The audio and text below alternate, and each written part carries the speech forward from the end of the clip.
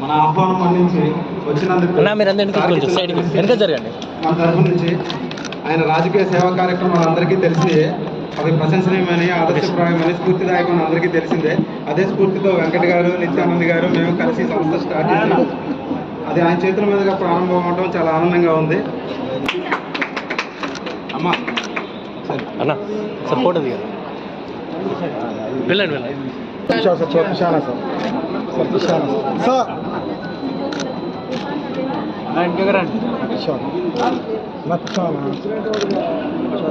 కొంచెం ఫోన్